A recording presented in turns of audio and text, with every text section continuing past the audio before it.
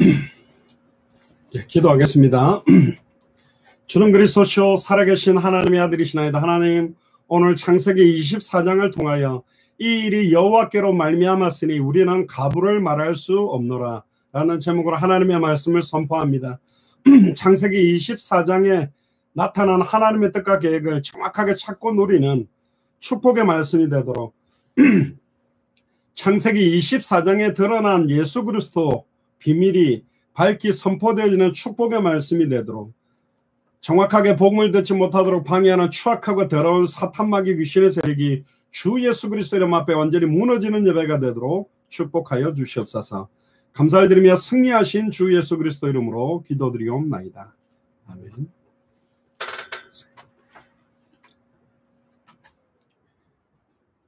예, 오늘 제목이 창세기 24장 이 일이 여호와께로 말미암았으니 우리는 가부를 말할 수 없다라는 제목으로 하나님의 말씀을 선포합니다. 옳다 그르다 맞다 틀리다를 우리는 말할 수가 없다. 어떤 일인지 오늘 내용을 읽어봐서 압니다만은, 안타깝게도 이제 사라가 죽고 난 다음에 아브라함이 자기 아들 이삭의 아내를 구하기 위해서 중요한 아내를 선택하는 과정이 사실은 창세기 24장에 나옵니다. 그래서 이 고백은 부두엘과 라반이 사실은 리브가에게 선포하는 내용입니다.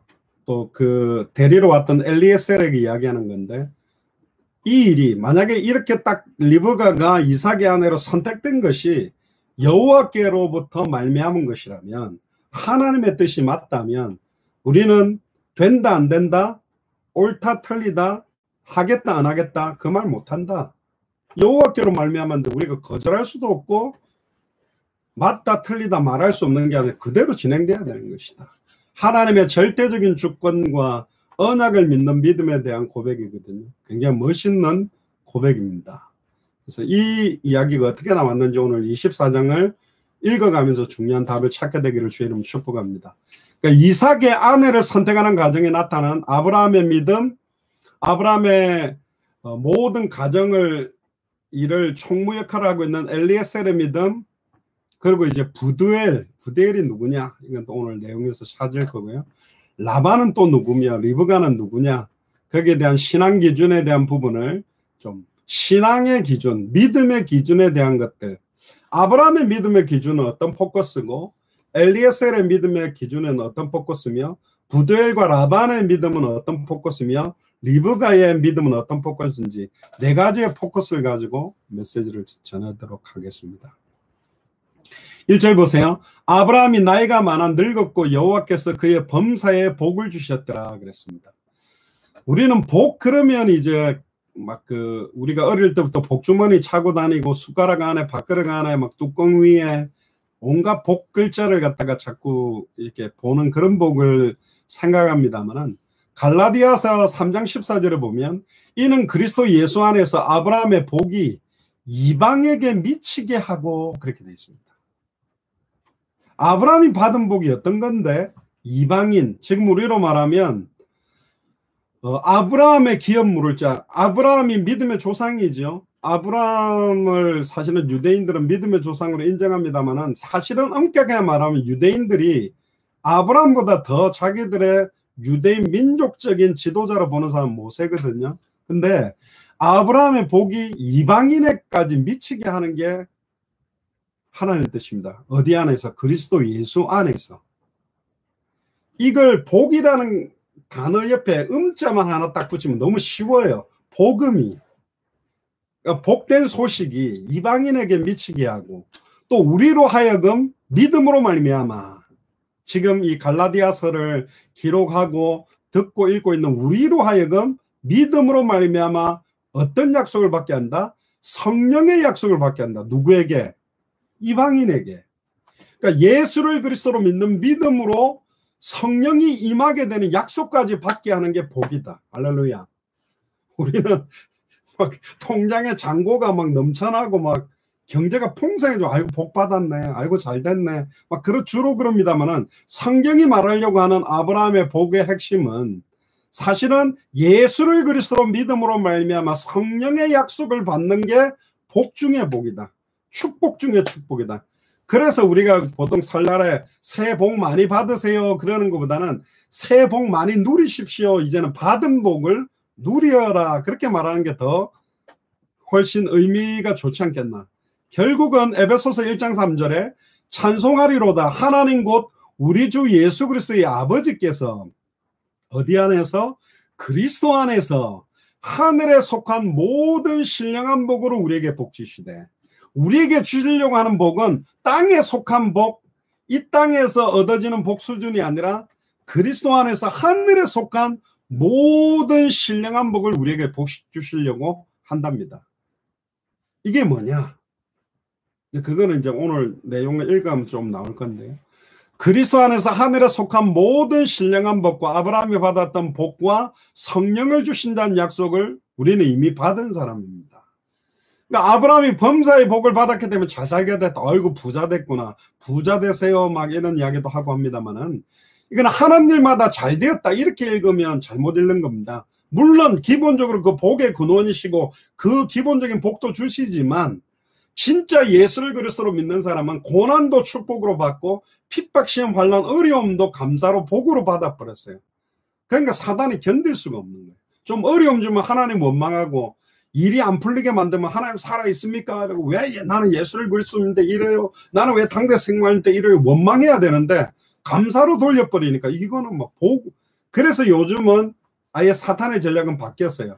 핍박, 시험, 환난을 주면 줄수록 복음은 더 순수해지고 날카로워지고 섬세해지고 선명해지다 보니까 아예 경제 축복을 그냥 막 줘서 많이 누리니까. 제가 좀 이렇게 가까이 봐왔던 좀 어른 목사님들이 있었는데요. 이 교회가 이제는 잘 되는 거예요. 교회도 커졌고 교육자들도 몇십 명 되고. 그러니까 이분이 특별히 할 게 없어요. 주일날 설교 딱 한 번 하시고 이제 좀 나이 드신 목사님들끼리 이렇게 좀 운동, 뭐 골프도 하고 여유 있게 맛있는 것도 드시고 선교 현장 이렇게 같이 가셔가지고 설교 한번 하고 약간 좀 세계 투어 같이 이렇게 쭉 하시는 모습들을 쭉 봤는데 제가 그런 생각을 했거든요. 내가 나이를 만약에 70대, 80대 됐을 때 저렇게 저런 목사님처럼 저렇게 사는 게 멋있을까? 좋을까? 나는 어떻게 살아야 될까? 근데 저는 그거보다는 선교 현장에 있고 싶어요. 그래서 복음을 전하고 죽어가는 영혼들을 이렇게 살리면서 살아가는 게 훨씬 나는 내 인생에 좀 끝을 향해 가는 게 좋겠다. 사실 저는 그런 생각을 많이 했습니다.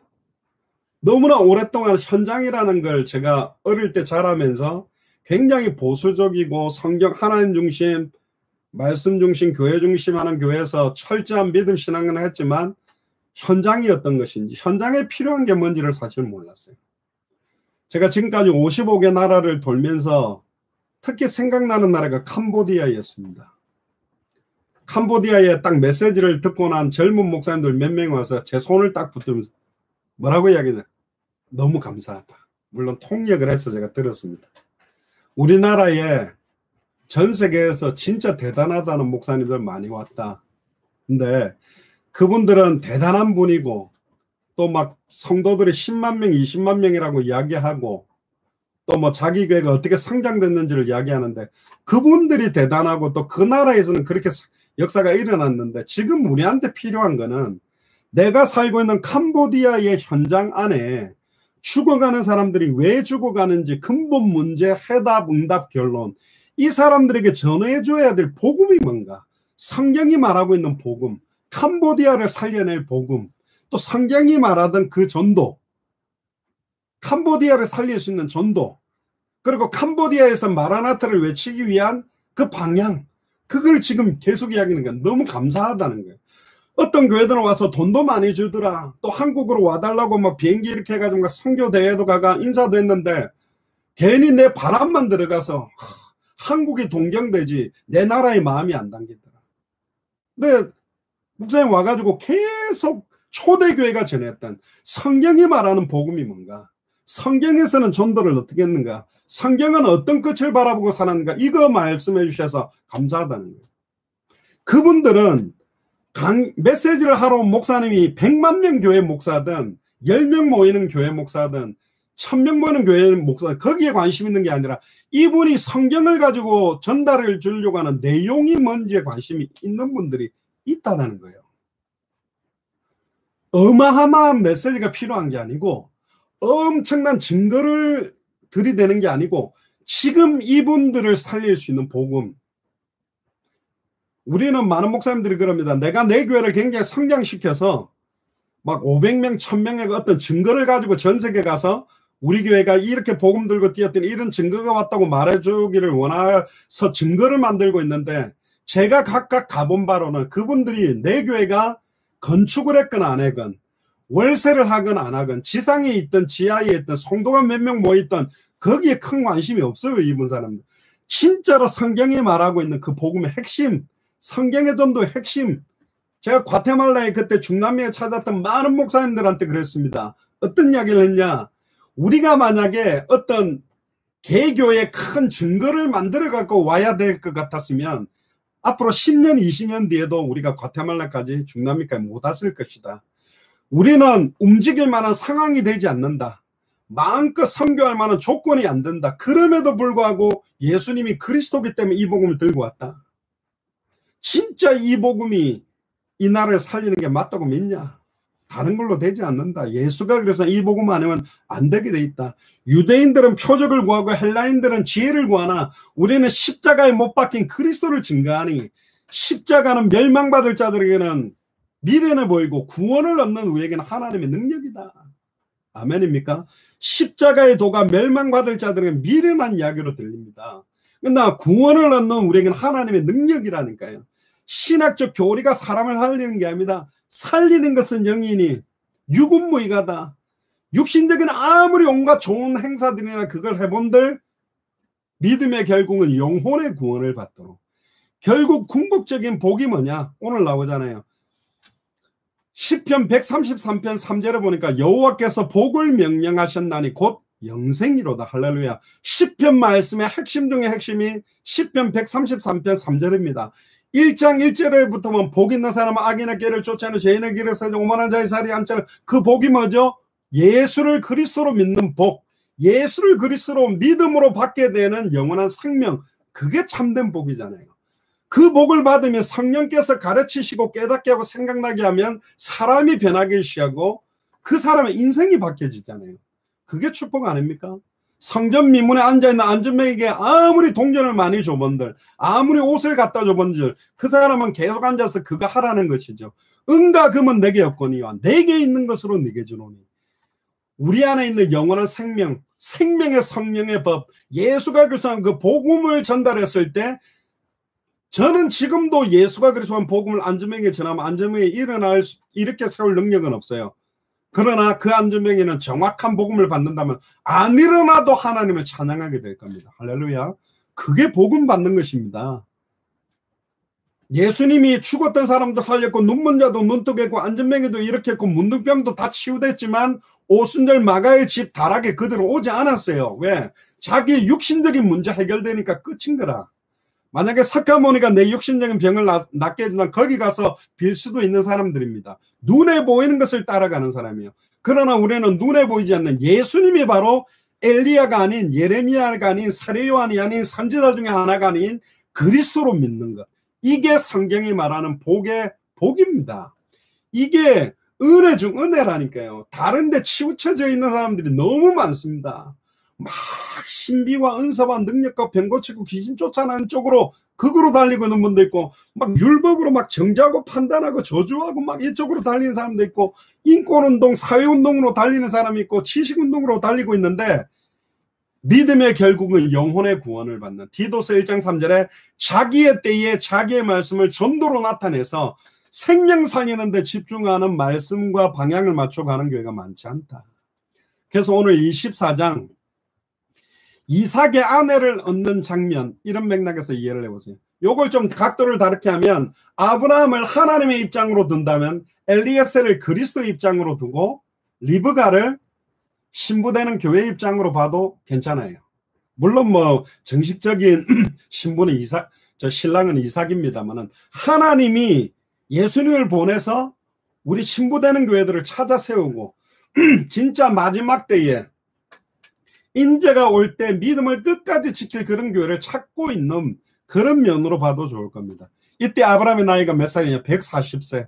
사라가 죽은 지 3년쯤 됐죠. 안타깝게도 사라는 이삭이 결혼하는 걸 보지 못하고 죽었습니다. 되게 안타까운 거죠. 2절 4절에 보니까 아브라함이 자기 집 모든 소유를 맡은 늙은 종에게 이르되 청컨대 네 손을 내 환도뼈 밑에 넣어라. 내가 너로 하늘의 하나님 땅의 하나님이신 여호와를 가리켜 맹세하게 하노니 너는 나의 거하는 이 지방 가나안 족속의 딸 중에서 내 아들을 위하여 아내를 택하지 말고 가나안 땅은 좋은 땅인데 왜 여기서 택하지 말랬냐. 이때 가나안 땅은 언약의 땅 가나안 땅이 아니었습니다. 저주받은 족속들의 후손들이었습니다. 그러니까 하나님을 섬기지 아니하고 우상숭배 아예 육신에 치우쳐서 살고 있는 족속들이었거든요. 그래서 가나안 족속의 딸들 중에서 내 아들을 위하여 아내를 택하지 말고 내 고향 내 족속에게 가서 내 아들 이삭을 위하여 이삭의 아내를 택해라. 이 환도뼈라고 돼 있죠. 야곱도 이 환도뼈를 맞았는데 여기 표현대로 환도뼈입니다만은 뭐 엄격하게 말하면 남자의 국부 생식기 밑에 딱 손을 넣은 거예요. 그거 좀 이상하잖아요. 자기 종을 거기 밑에다가 넣으라는 거. 그럼 뭐냐면 생명의 원천, 어떤 면에서는 언약의 씨의 의미를 더욱더 특별하게 강조하는 표현적인 게 있습니다. 그래서 창세기 12장, 창세기 15장에 보면 하나님께서 약속한 씨를 두고 맹세했다라고 이야기됩니다. 하나님께서 약속한 씨, 천하 만민이 복을 얻게 되어지는 씨, 대적의 문을 얻게 되어지는 씨가 누구죠? 바로 예수 그리스도입니다. 아브라함을 통한 이삭인 줄 알았지만 결국 이삭, 야곱, 요셉, 모세를 계속 이어서 아브라함과 다윗의 자손 예수 그리스도의 세계라. 예수 그리스도를 궁극적으로 나타나기 위해서 여기에서 점진적인 계시를 감추어 놓은 거죠. 답을 알고 딱 보면 그래서 이 말을 하셨구나. 결국 아브라함은 가나안 족속의 딸이 아닌 자기의 복음 알고 고향의 친족이라는 말은 결국은 하나님에 대한 믿음, 언약을 알고 있는 믿음, 그걸 되새기고 있는 거죠. 창세기 9장 25절에 26절에 보면 노아의 예언을 아브라함은 알고 있었어요. 노아는 이렇게 예언했죠. 가나안은 저주를 받아 그 형제의 종들의 종이 되기를 원하노라. 셈의 하나님 여호와를 찬송하리로다. 가나안은 셈의 종이 되리라. 그 당시 가나안은 저주받은 족속이었기 때문에 결국은 언약을 아는 족속을 통해서 아내를 삼아야 되겠다. 지금으로 하면 예수 그리스도를 알고 믿는 그런 아내를 선택하려고 한 게 아브라함의 계획입니다. 5절에 7절에 보면 종이 가로되 여자가 나를 쫓아 이 땅으로 오고자 아니하거든. 만약에 선택했는데 그 여자가 안 갈 거예요. 그렇게 하면 내가 주인의 아들을 주인의 나오신 땅으로 인도하여 돌아가리까. 아브라함이 그에게 이르되 삼가 내 아들을 그리로 데리고 돌아가지 마라. 이삭을 데리고 가서 선택할 정도면 언약 모르는 거다. 데리고 가지 마라. 하늘의 하나님 여호와께서 나를 내 아버지의 집과 내 본토에서 떠나가게 하시고 내게 말씀하시며. 그러니까 아브라함은 뭘 하나 선택할 때 그냥 가는 게 아니라 처음부터 주셨던 아담과 하와가 놓쳤던 언약이 이어져서 지금 아브라함에게 이어진 노아를 통해서 이어진 언약, 노아 방주 언약을 통해서 자기에게 이어진 언약, 어떤 면에서 번제의 언약, 피 언약을 아브라함은 갖고 있었고 이미 아브라함은 이삭을 바칠 때 부활신앙까지 갖고 있던 사람이었기 때문에 본토에서 떠나게 갈대아 우르죠. 떠나게 하시고 내게 말씀하시며 내게 맹세하여 이르기를 이 땅을 네 씨에게 주리라 하셨으니 이 땅이 어디죠? 지금 발 딛고 있는 가나안 땅이거든요. 네 씨에게. 그러니까 아브라함의 1차적인 씨는 이삭. 본론은 누구죠? 예수 그리스도. 결론은 뭐죠? 그 예수를 그리스도로 믿는 우리가 이 땅의 거룩한 씨, 그루터기다. 우리가 바로 이 언약을 이어갈 사람들입니다. 그래서 중요한 거예요. 그래서 그리스도의 정권대사, 예수님이 승천하면서 너희가 나보다 더 큰 일을 할 것이다 라고도 이야기하셨거든요. 그래서 이 아브라함은 분명히 이 땅을 네 씨에게 주리라고 했기 때문에 그가 그 사자를 네 앞서 보내실 때 천사를 보내서 하나님께서 딱 이삭의 아내가 될 사람에게 역사할 것이다. 네가 거기서 내 아들을 위하여 아내를 선택해라. 그는 확신을 정확하게 갖고 있었습니다. 그럼 왜 그랬습니까? 성경에 보면 불신자와 같이 멍에를 매지 말라. 솔로몬이 우상 숭배자로 타락하게 된 게 이방인 여자 부인을 너무나 많이 두면서, 성벽 재건을 통해 공동체를 재건했던 느헤미야도 이스라엘이 우상 중매했던 죄를 엄히 묻고 성전의 수동저는 자들을 정결케 했거든요. 그래서 언약 아는 사람들이 하나 된다는 게 굉장히 중요합니다. 8절의 9절을 보면 만일 여자가 너를 쫓아오고자 아니하면 나의 이명세가 너와 상관이 없나니 오직 내 아들을 데리고 그리로 가지 말지니라. 종이 이에 주인 아브라함의 한뼘뼈 아래 손을 놓고 이 일에 대하여 그에게 맹세하였다. 10절 11절에 보니까 이에 종이 그 주인의 약대 중 10피를 취하고 떠났는데 곧 그 주인의 모든 좋은 것을 가지고 떠나 메소포타미아로 가서 나홀의 성에 이르러 그 약대를 성박 운물 곁에 꿀렸으니 저녁때라. 꿀렸다는 건 저는 어떤 의미인지 알겠어요. 제가 성지순례 갔을 때 시내산 올라가는데 낙타를 갖다가 이렇게 딱 쉬게 할 때 서 있지 않고 이렇게 딱 무릎 꿇고 이렇게 딱 이렇게 약간 옆으로 이렇게 딱 무릎 꿇고 이렇게 눕더라고요. 낙타들이. 전 낙타 그거 처음 봤어요. 그래서 시내산을 올라가는데 시내산에 해가 뜨는 걸 보는 게 코스였는데 낙타 살살랑 걸어가서 한 건데 저랑 강병찬 목사와 열 몇 명은 걸어가기로 하고 구승혜 목사와 몇 명은 낙타 타기로 했는데 저희들이 더 빨리 올라갔거든요. 근데 재미난 건 꼭대기 올라가 있었는데 구승혜 목사님이 코에다가 휴지를 기다리세요. 구승혜 목사님이 코에다가 휴지를 맞고 오더라고요. 낙타 타고 올랐거든요. 아니 낙타 타려고 온 사람이 왜 코에다가 코피가 나가 휴지를 맞고 있어 그런가. 아 목사님 낙타 타는 게 더 힘들어요. 낙타를 타고 오다가 나중에 내렸는데 참 한국 사람 대단한 게 그 시내산 꼭대기 가니까 한국 사람이 컵라면 팔고 있더라고요. 대단합니다. 없는 데가 없어요. 알프스 산에 가도 한국 사람이 있습니다. 에베레스트 산 산장에 가보세요. 한국 사람이 있습니다. 하나님이 세계복음을 해서 온데 한국 사람 다 놔뒀어요. 제가 그 미국 차로 횡단도 해보고 이사하면서 했는데요. 횡단하다가 저 중부에 이름도 잘 모르는 그 주에 이상한 저 시골에 그로소리 장사 안 될 그로소리 있는데 그게 딱 돼가지고 뭐 사러 딱 들어가니까 한국 사람이 주인인데 하여튼 있습니다. 하나님 세계복음을 위해서 곳곳에 준비해놨는데 여인들이 물을 기르러 나올 때였더라. 여기 운물은 우리 한국의 운물로 생각하면 안 됩니다. 여기는 거의 광야 사막 기후이기 때문에 우리나라처럼 맨 땅에 이렇게 파가지고 된 게 아니라 그늘진 곳에 물이 터질 만한 물기하기가 너무 어려워. 이 사람들이 물을 갖다가 이렇게 둘러서 깊이 다른 말로 말하면 이렇게 막 그 공사하듯이 막 원으로요. 큰 원으로 이렇게 파고 파들어가가지고 물이 또 퍼낼수록 말라버리니까 점점점 깊어져서 물을 기르러 내려가고 올라가고 되게 힘들게 돼 있는 우물들입니다. 12절에 보세요. 그가 가로되 우리 주인 아브라함의 하나님 여호와여. 이제 엘리에셀이 기도합니다. 이 만남의 축복을 놓고 원컨대 오늘날 나로 순적이 만나게 하사 나의 주인 아브라함에게 은혜를 베풀어 주시옵소서. 13, 14절에 보면 성중의 사람들의 딸들이 물을 기르러 나오겠으니 내가 운물 곁에 섰다가 한 소녀에게 이르기를 청컨대 너의 물 항아리를 기울여 나로 마시게 하라 하리니 그 고생해가지고 물 항아리를 들고 저기까지 내려가 물때가 겨우 올라갔는데 그 물 먹어버리면 다시 또 그 물 항아리를 들고 내려가서 떠가지고 그것도 뜨려면 줄도 써야 되고 하면 너무너무 힘들잖아요. 사실은 그 뭐하고 똑같으면 약수터 가가 고생해가 물도 안 돼 꿀꿀꿀 다 먹었다. 그럼 다시 들어 올라가야 되거든. 그것과 비교가 안 되는 거거든요. 근데 이 종이 하나님 앞에 그럽니다. 물 항아리를 기울여 나로 마시게 하라 하려니 그의 대답이 마시라. 내가 당신의 약대에게도 마시우리라. 겉옷을 달라면 속옷까지 주라는 말처럼 사람에게만 물 주면 되는데 됐지요 하고 그냥 가버릴 수도 있는데 당신이 타고 온 낙타 약대, 여기는 약대라고 했네. 낙타를 말합니다. 낙타에게도 물을 마시게 해드릴게요 할 정도면 엄청나게 어떤 마음도 착하고 이 사람에 대한 예우나 정성이 대단한 거잖아요. 벌써 마음이 엄청나게 넓고 사람에 대해서 모르는 사람이라도 정중하게 대하는 그런 마음을 가진 사람이라면 하나님이 예비한 사람이라는 줄 믿겠습니다. 그래 생각하면서 그는 주께서 주의 종 이삭을 위하여 정하신 자라 이로 인하여 주께서 나의 주인에게 은혜를 베푸심을 내가 알겠습니다. 뭐 기드온도 그 양털이 적고 땅이 적고 양털은 마르고 땅은 적고 이렇게 하나님과의 이게 진짜 하나님 뜻이 맞습니까? 그걸 확인하기 위해서 뭔가를 정하는 그런 경우가 있는데 좋은 거냐?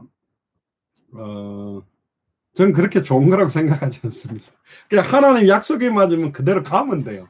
이게 맞아요, 아니에요? 응답을 해서 이렇게 해주세요, 저렇게 자꾸 그래가 뭐가 뜻대로 안 되면 옛날에 그런 거 있잖아요.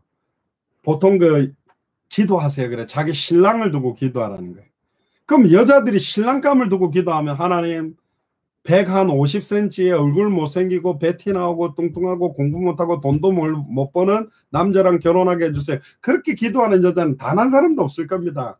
키 한 1m 82에 막 방탄소년단 뭐 정국이가 얼굴이 잘생겼습니까? JK 그 정도 얼굴 되고 뭐 재벌 비슷하게 되고 백그라운드 좋고 가족들 잘 사고 그런 식으로 기도 안 하겠어요? 보통 처녀들이 기도하러 그래가 뭐 남자 뭐 1m 몇에 무슨 공대 출신에 무슨 분야에 뭐 사업을 하는 뭐 그렇게 해놓고 막 기도 어떤 사람 또 응답받았다 그러니까 아이고 나도 저렇게 저는 그렇게 생각하지 않습니다. 여기 이제 오늘 주려고 하는 내용의 핵심은 따로 있거든요. 그럼 그대로 안 되면 어떨까요? 제가 볼 때는 90%가 그렇게 응답 못 받거든.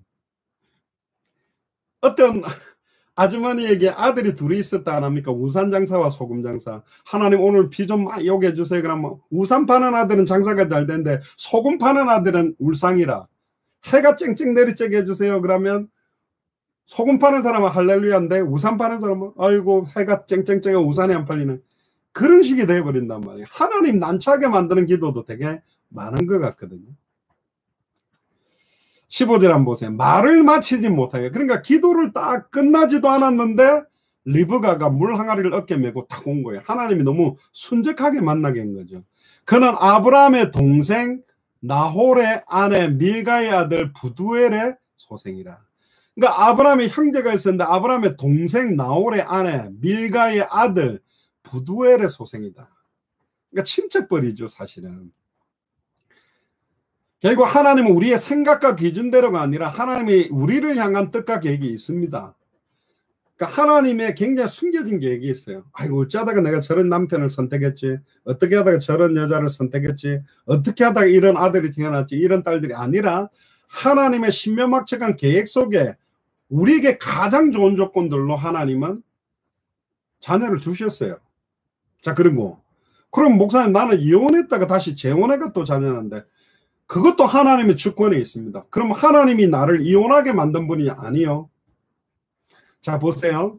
아브라함이 이삭을 바쳤을 때 칼을 들었을 때 아브라함이 막 찌르려고 할 때 하나님이 너무 기뻐했거든. 이제야 네가 진짜로 내 말에 순종하는데. 그럼 보세요. 아브라함이 죽인다 안 죽인다라는 결정의 자유의지는 하나님이 움직이지 않았어요. 하나님이 만약에 로봇처럼 조종했다면 기뻐하지도 않지. 내가 못 죽이게 한 건데. 그렇잖아요. 즉 우리가 어떤 것을 선택할 때 하나님은 하나님의 형상대로 지음받은 불신자든 신자든 우리가 선택할 권을 주셨습니다. 그 선택의 이후에 일어나는 모든 일은 또 하나님이 거기에 신묘막측한 계획을 가지고 역사하는 거예요. 뭐 내가 아무리 아무렇게나 선택해도 하나님이 나를 원하는 대로 데리고 가겠지? No.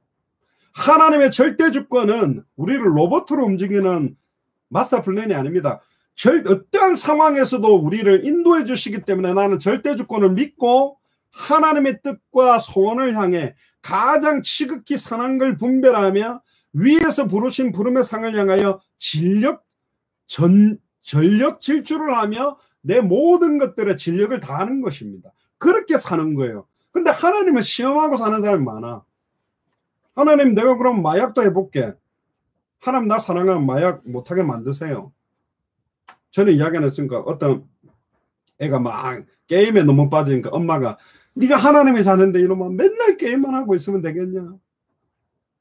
그랬더니 얘가 탁 엄마 차리면서 엄마 불신앙하지 마세요. 하나님 살아있어요.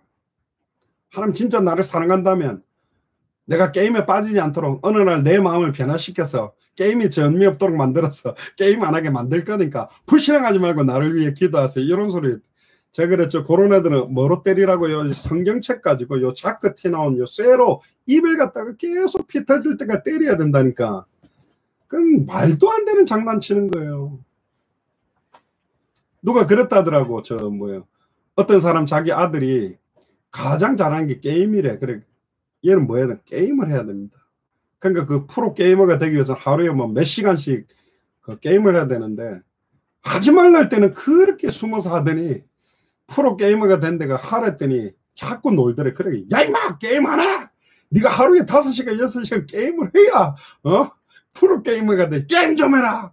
제발 좀 게임 좀 해라. 제발 좀 게임 좀 해라. 그래, 자기는 다른 집 부모하고 다르다면서. 제발 좀 게임하지 마라가 아니라 제발 좀 게임해라 이렇게 한다는 소리가 있었다는데, 어쨌든 우리 생각과 기준대로가 아닙니다. 하나님의 뜻과 계획을 찾기 위한, 하나님이 원하는 소원을 향해서 우리는 올인하고, 아니 좌로나 우로나 치우칠 이유가 없어요. 우리가 달려갈 길, 주 예수께 받은 사명, 이 은혜 복음 전하는 일을 마치면 내 생명을 걸어도 후회함이 없는 방향을 찾았는데 왜 딴 길로 갑니까? 딴 길로 갈 필요도 이유도 없고 너무너무 빨리 그 방향을 향해 달려가야 되거든요. 하나님의 소원에 방향 맞는 기도는 응답이 즉각적이었습니다. 곧바로 하나님 응답하셨죠. 16절에 보세요. 그 소녀는 보기에 심히 아리답고 지금까지 남자가 가까이 하지 아니한 처녀더라. 그가 운물에 가까이 가서 물을 그 물 항아리에 채워가지고 올라오는지라. 보세요. 채워가지고 올라왔다고 표현한, 운물에 내려갔다 올라왔다. 여러분들 물동이 들고 내려갔다가 올라왔다, 이거 되게 힘들잖아요. 힘들게, 그것도 혼자서 뜨는 건 아니었을 거예요. 다른 사람도 있었을 거라니까요. 17절에 보세요. 종이 마주 달려가서 가로되, 달려갔답니다. 청컨대 네 물 항아리에 물을 내게 조금 마시우라. 18절에 21절에 그가 그래도 주여 마시소서. 급히 그 물 항아리를 손에 내려 마시게 하고 마시우기를 다하고 가로되, 당신의 약대도 낙타도 위하여 물을 길어 그것들로 배불리게 마시게 하리이다 하고 급히 물 항아리에 물을 구유에 붓고 다시 기르려고 운물로 달려가서 부어놓고 내려가면서, 아이씨 저 할아버지 저 아저씨 때문에 괜히 내 물 어렵게 기르는데 또 길래네, 이게 아니에요. 구유에다가 낙타가 얼마나 물을 많이 마시는지 많이 먹겠죠. 그 등이 혹이 하나 나온 낙타도 있고 쌍봉 2개 낙타도 있는데 그걸 거기에 저장하거든요. 다시 기르려고 운물로 달려 내려간 겁니다. 모든 약대를 위하여. 아까 말했잖아요. 약대를 여러 마리 갖고, 그 여러 마리를 채우려면 몇 번을 갖다가 물을 길렀을 겁니다. 사실 이런 애들이 어디 있겠어요. 요즘 한 번은 그래도 여기까지 뭐 물통 깨버릴 물통을 박살내고 안 라고 가버릴 건데, 그 사람 그를 묵묵하게 주목했지. 야, 이런 애가 요즘 있나? 여호와께서 과연 평탄한 길을 주신 여부를 알고자 했죠. 결국은 리브가는 종으로부터 요구받지 않은 낙타를 먹이는 일까지 했거든요. 결국 뭔가 이게 중심이나 마음 자체가 자원하고 자발적이었습니다.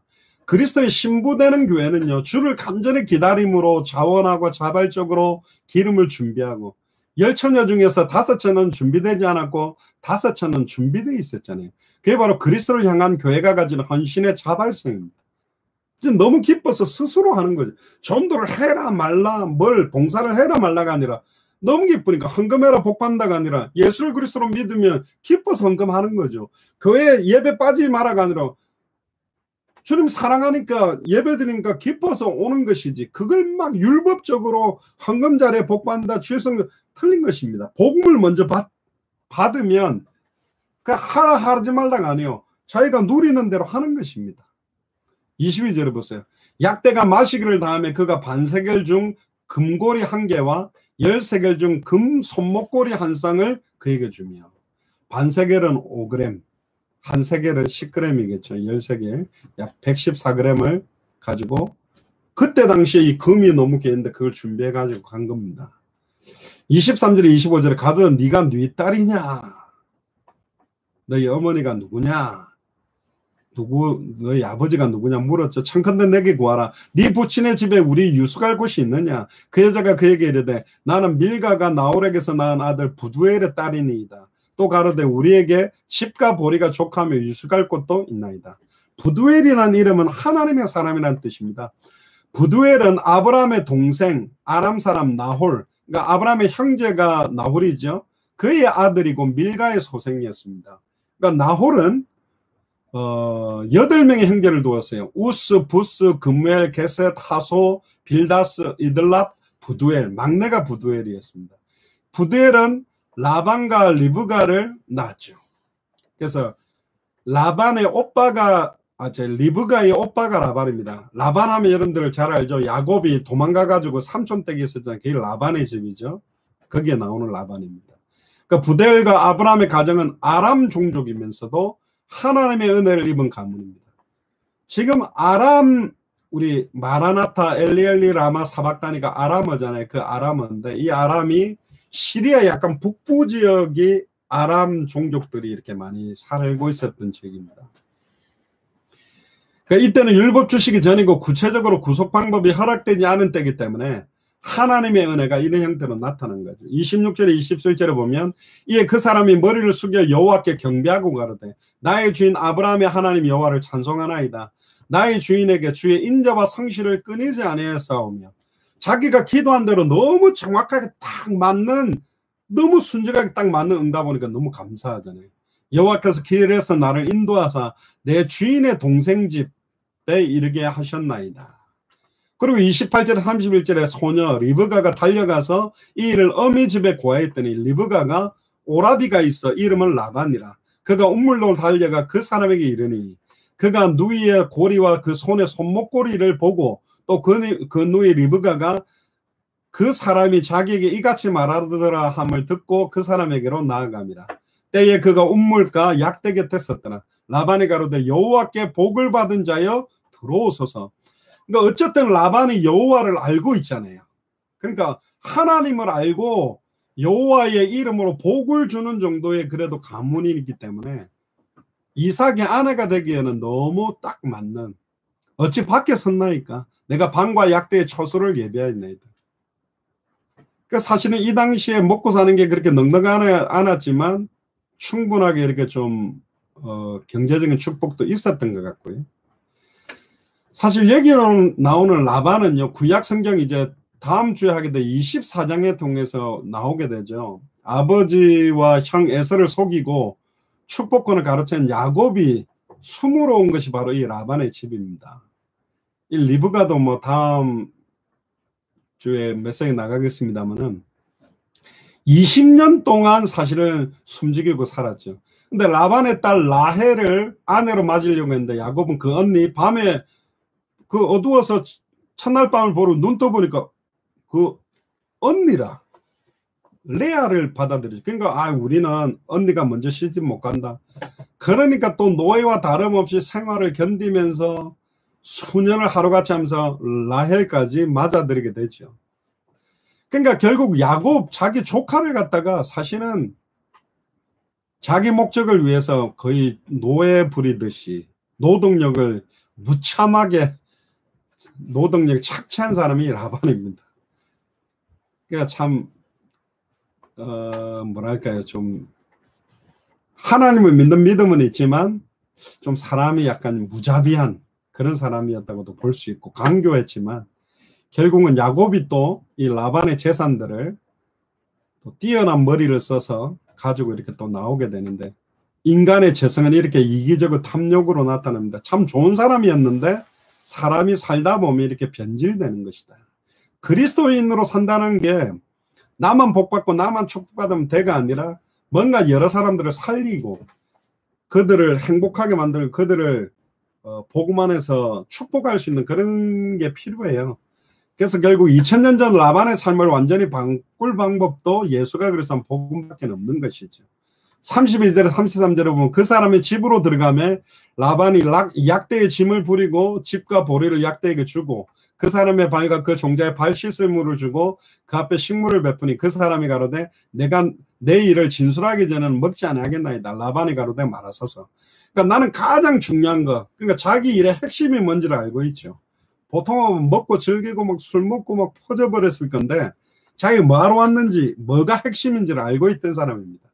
34절부터 41절을 보면 그가 가로되 나는 아브라함의 종인이다. 여호와께서 나의 주인에게 크게 복주어 장성케 하시되 우양과 은금과 노비와 약대와 나귀를 그에게 주셨고 나의 주인의 부인 사라가 노년에 나의 주인에게 아들을 낳음에 주인이 그 모든 소유를 그 아들에게 주었나이다. 나의 주인이 나로 맹세하여 가로되 너는 내 아들을 위하여 나 사는 땅 가나안 족속의 딸 중에서 아내를 택하지 말고 내 아비 집 내 족속으로 가서 내 아들을 위하여 아내를 택하라 하시기로 내가 내 주인에게 말씀하되 혹 여자가 나를 좋지 아니하면 어찌하리이까 한즉 주인이 내게 이르되 나의 섬기는 여호와께서 그 사자를 너와 함께 보내어 네 길을 평탄한 길을 주시리니 너는 내 족속 중 내 아비 집에서 내 아들을 위하여 아내를 택할 것이라.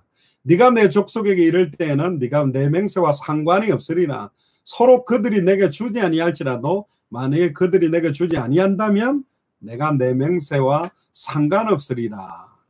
자기가 어떻게 오게 됐는지에 대한 것들을 이야기합니다. 거기 뒤에 보면 맹세에 대한 의미, 예수님이 말씀하신 건 좀 넣어놨는데 나중에 여러분들이 좀 참고를 해보시고요.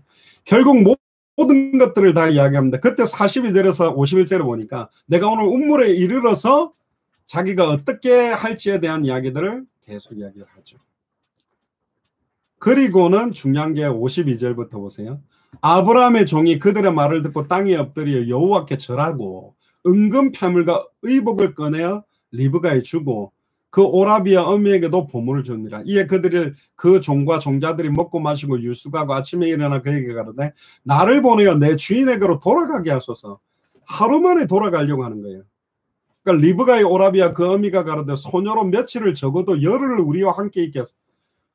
와가지고 하루 자고 바로 자기 딸을 갑자기 데리고 간다 그러니까 얼마나 놀랬습니까? 굉장히 놀라겠죠. 앞에를 좀 봐야 되겠네요. 예. 42절 51절에 보면 중간쯤 보시면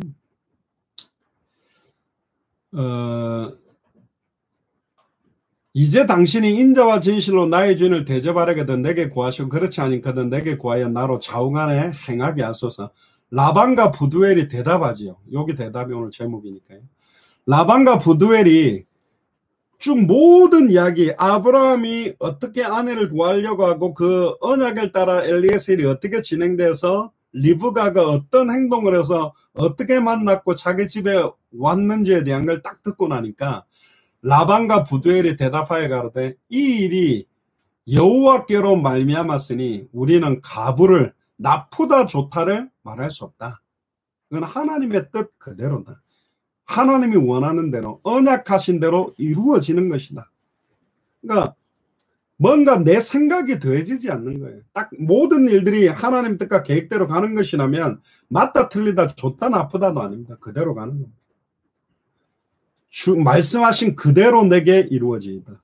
사실은 마리아도 천사가 왔을 때 그 말씀이 이 미천한 계집종에게 이루어지이다 해서 말씀 그대로 이루어지기를 원해서 사실은 여자로서는 최고의 임신을 한 거잖아요.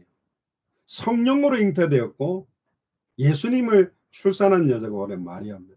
물론 천주교에서 너무 이상하게 띄워가지고 천국에서 마리아가 굉장히 시달리고 계실 건데 그럼 하나님의 어머니 아닙니다. 그냥 예수님을 육신적으로 놓은 거잖아요. 마리아는 무흠 잉태설 죄가 없는 상에서 예수님 낳았다 틀렸다니까요. 마리아가 가지고 있는 원죄와 죄성과 기질이 성령을 오염시키거나 죄성이 들어가게 할 수 없습니다. 육신을 빌었어요. 그럼 마리아가 만약에 죄가 없다면 마리아 아빠 엄마 친할아버지 친할머니 외할머니 외할아버지 그럼 정조할머니가 죄 없는 사람 엄청 많아져야 되거든. 인간의 논리를 가지고 하는 게 절대로 아닌 겁니다. 그래서 사람 이름 앞에 성자를 붙이는 것 자체가 틀렸어요. 가톨릭은 틀린 게 너무 많아요. 자꾸 그 형상을 만들고 뭐 성바오로 성 베드로 뭐 성분도 뭐 성성성 무슨 인간이 거룩합니까? 거룩한 분은 하나님 한 분밖에 없습니다. 목회자도 신부도 교황도 아니래. 교황도 자꾸 그 이상한 꽃갈모자 세워가지고 너무 폼 잡으면 안 돼. 그리스도만 높여야 된다니까. 그 아닙니다. 그 사람은 아니에요. 전적 부패, 전적 타락된 존재이기 때문에 그리스도만 드러나도록 하는 겁니다. 결국 여호와의 명하신 대로 그로 그대의 주인의 아내가 되게 하라. 그러니까 라반과 부두엘도요. 이건 여호와께로 말미암았다는 걸 깨달았고 이거는 내가 막는다고 되는 게 아니다. 하나님의 선하신 뜻대로 될 것을 믿었던 믿음을 가지고 있습니다. 그러니까 그 리브가 엄마나 가족들이 얼마나 사실 안타까웠겠습니까? 갑자기 막 하루 만에 간다 그러니까. 그러면 그 보통 여자들은 보면 우리 엄마랑 내 친구들하고 인사도 좀 하고 며칠만 더 있다가 가지요. 그렇게 해야 되는데 51절에서 58절에 보니까 뭐라고 이야기합니까? 그 사람이 그들에게 이르되 나를 말려치 마소서. 여호와께서 내게 형통한 길을 주셨으니 나를 보내어 내 주인에게 돌아가게 하소서. 엘리에셀이 이야기하니까 그들이 가로되 우리가 소녀를 불러 그에게 물으리라 하고 리브가를 불러서 물어봅니다. 그에게 물어봅니다. 지금 하루 자고 오늘 간다는데 너 따라갈래? 네가 이 사람과 함께 가려느냐? 근데 리브가의 대답이 즉각적이었습니다. 가겠나이다. 아빠 엄마가 싫었는지 핍박을 많이 했는지 그 동네가 별로 안 좋았는지 모르겠는데 바로 가겠대요. 혹시 그 금 손목고리 같은 걸 받아가지고 또 뭐 이삭이 아브라함의 재산을 많이 받아서 거기에 뿅 해서 갔냐? 그거 아닙니다. 하나님께서 리브가의 마음에 은혜를 주셨고 리브가는 이미 다른 사람을 섬길 만한 착한 성품, 순결하고 겸손하고 또 하나님의 언약 안에서 즉각적이고 단호하게 되더라고요. 머뭇거리지 않았어요. 12제자들도 바리새인 사두개인 서기관보다 월등하게 뛰어난 것은 나를 따라오너라 내가 너희로 사람 낚는 어부가 되게 하리라 하니까 바로 배와 그물과 부친을 버리고 말씀이 오라니까 그대로 따라갈 수 있는, 말씀이 오라면 그대로 즉각적으로 반응하는 사람 많이 없습니다. 이건 목사 말 들으라는 말이 아니고 누가 봐도 하나님의 뜻과 하나님의 계획이 맞다 그러면 즉각적으로 단호하게 결단하고 반응하는 사람들이 그렇게 많지 않다니까요. 59절 63절에 보세요. 그들이 그 누이 리브가와 그의 유모와 아브라함의 종과 종자들을 보내며 리브가의 축복하고 그러되 굉장히 축복의 내용이 의미했습니다. 우리 누이여 너는 천만인의 어미가 될지라. 누구의 이름하고 비슷하죠? 사라의 이름의 의미하고 비슷하죠. 결국 리브가도 자기의 어떤 면에서는 시어머니, 열국의 어머니라는 그 축복을 또 연결받습니다. 천만인의 어미가 될지라. 심지어 네 씨로 그 원수의 성문을 얻게 할지라. 네 씨로 말미암아 대적의 문을 얻을 것이나 천하 만민이 복을 얻을 것이라는 아브라함과 사라가 받았던 언약이 그대로 리브가 연결됐고 그 말을 감사하게도 라반과 부두엘이 하게 되죠. 리브가가 일어나 비자와 함께 약대를 타고 그 사람을 따라가니 종이 리브가를 데리고 가니라. 때에 이삭이 브엘라헬로이에 왔으니 그가 남방에 거했습니다. 이삭이 저물 때에 들에 나가 묵상하다가 눈을 들어보매 약대들이 오더라. 결국은 가장 중요한 단어가 네 시로 말미암아. 부두엘과 라반이 알고 있는지는 몰라도 이 시가 바로 예수 그리스도로 말미암아 대적의 문, 사탄 마귀 귀신 사망 권세가 박살이 나고 단번에 영원히 하나님 만나는 길이 열리고 과거 현재 모든 죄와 저주에서 해방될 것이라는 신앙 고백의 축원입니다. 그리고 64, 67절에 보니까 리브가가 눈을 들어 이삭을 바라보고 약대에서 내려 종에게 말하되 들에서 배회하다가 우리에게 마주오는 자가 누구뇨? 종이 가로되 이는 내 주인이다. 리브가가 면박을 취하여 스스로 가리우더라. 히잡 같은 거 보면 이렇게 얼굴 가리죠. 그렇게 가리우죠. 종이 그 행한 일을 다 이삭에게 고하매 이삭이 리브가를 인도하여 모친 사라의 장막으로 드리고 그를 취하여 아내를 삼고 사랑하였으니 이삭이 모친 상사 후에 위로를 얻었더라. 결론입니다. 오늘 한 4가지 결론을 내리면 첫 번째, 아브라함은 이삭의 배우자를 선택함에 있어서 확고한 신앙 기준이 있었습니다. 창세기 24장 7절에 아까도 말했던 결국은 이 땅을 네 씨에게 주리라는 그 언약, 그 씨를 감당할 수 있는 큰 민족을 이루는 그 시의 영적인 의미를 알고 거기에 합당한 배우자를 찾아야만 될 것이다. 하나님은 분명히 예비해 놓았을 것이라는 확신이 있었고, 두 번째는 아브라함의 종 엘리에셀에게 신앙의 기준이 있었습니다. 엘리에셀은 목적지인 메소포타미아의 나홀성에 왔을 때 하나님께 징표를 구하죠. 하나님의 언약, 또 하나님의 만남의 축복을 통해서 만나게 될 중요한 사람. 결국은 자기가 선택해도 되지만 자기의 선택이 아닌 하나님의 뜻대로 이 땅에 대적의 문을 얻을 시의 영적인 언약의 의미에 합당한 기준을 구하는 그런 믿음을 가진 사람이 엘리에셀이고, 세 번째는 리브가의 아버지 부두엘과 오빠 라반에게도 신앙의 기준이 있었습니다. 아까도 말했죠. 대답할 때 오늘 제목의 본문이죠. 24장 50절에 이 일이 여호와께로 말미암았으니 우리는 가부를 말할 수 없노라. 다른 말로 말하면 이게 여호와로 말미암은 것이라면 반드시 그대로 되어져야 된다. 그런 믿음을 갖고 있었습니다. 하나님의 말씀이면 그대로 되어져야 된다는 믿음을 갖고 있던 사람이 부두엘과 라반입니다. 그 정도가 아니라 천만인의 어머니의 복을 받고 대적의 문을 얻게 되는 시의 영적인 언약의 의미를 깨닫고 있는 사람들이 두 사람이었습니다. 그러니까 너무 잘 만난 거죠, 양 집안이. 네 번째는 리브가는 즉각적으로 결단하는 신앙의 기준이 있었습니다. 결국은 한 10일 정도 더 머물기를 원할 때에도 리브가는 네가 이 사람과 함께 가려느냐, 그가 대답 가겠나이다. 곧바로. 그 당시에 여러분들 교통 상황이나 연락 상황 전화도 없고요. 버스 타고 왔다 갔다 할 수 있는 상황도 아니잖아요. 그 당시에 한번 헤어지면 여자 혼자 자기 친정을 방문하는 게 언제 다시 만날지 모르는데 친정 식구들을 뒤로하고 결단하고 그 다음날 바로 짐 챙겨서 한 번도 만나보지도 못한 남편을 향해 가는 게 뭘 따라간 걸까요? 하나님의 언약, 하나님의 말씀을 따라가는 확신이 있었죠. 그래서 천만인의 복을 누릴 만한 어머니, 대적의 문을 얻게 되는 시의 영적인 언약의 의미에 합당한 결단하는 여지인으로서는 충분한 믿음을 갖고 있던 사람이었다.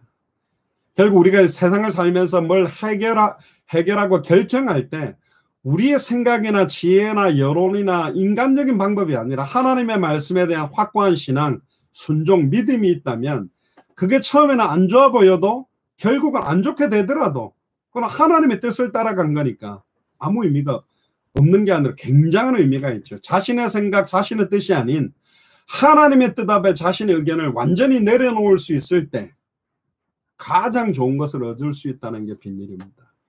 이 일이 여호와께로 말미암았으니 우리는 가부를 말할 수 없노라. 결국은 이 일이 여호와께로 말미암았냐 말미암지 않았느냐를 분별하는 것이 1차적이고, 분별되었다면 그 길이 골고다의 길, 사망의 음침한 골짜기를 가는 것 같아도 가야 되는 거죠. 죽으면 죽으리다 하고 간 것처럼. 그럼 하나님께서 예비한 모든 것들을 누리게 될 줄로 믿습니다. 그래서 단 한 번밖에 없는 인생을 살면서 환경 조건, 내 생각, 내 계획, 내 판단, 내 경험을 따르지 마시고 이 일이 여호와께로 말미암았냐 말미암지 않았냐, 이게 하나님의 언약과 관계가 있냐 없냐, 이게 예수가 그리스도라는 그 성경의 복음에 유익하냐 안 유익하냐, 성경의 전도에 성경의 끝에 유익하냐 안 유익하냐가 결정이 된다면 우리는 가부를 말할 수 없다. 된다 안 된다도 아니고 옳다 틀리다도 아니고 여호와의 행하신 그대로 되는 것입니다. 그래서 우리의 남은 인생이 내 기준이 아닌 하나님의 절대적인 기준, 언약을 믿는 그런 신앙의 기준을 가지고 날마다 승리를 경험하기를 주의 이름 축복합니다. 기도하겠습니다. 주는 그리스도시요 살아계신 하나님의 아들이시나이다. 이 일이 여호와께로 말미암았으니 우리는 가부를 말할 수 없는 나라고 부두엘과 라반이 고백한 것처럼 가겠나이다라고 리브가가 결단한 것처럼 하나님의 언약과 하나님의 말씀 앞에 계산을 놓지 아니하고 즉각적으로 반응하며 결단할 수 있는 믿음을 가지고 좌로나 우로나 치우치지 아니하고 말씀을 따라가는 인생 되도록 축복하여 주시고, 언약궤를 따라가는 인생이 되도록 축복하셔서 언약궤가 가면 홍해도 갈라지고 요단도 갈라지고 모든 것들이 갈라진 것처럼 하나님의 뜻대로 모든 것들이 진행된 것을 볼 수 있도록 축복하여 주시옵소서. 감사를 드리며 승리하신 주 예수 그리스도 이름으로 기도드리옵나이다. 아멘.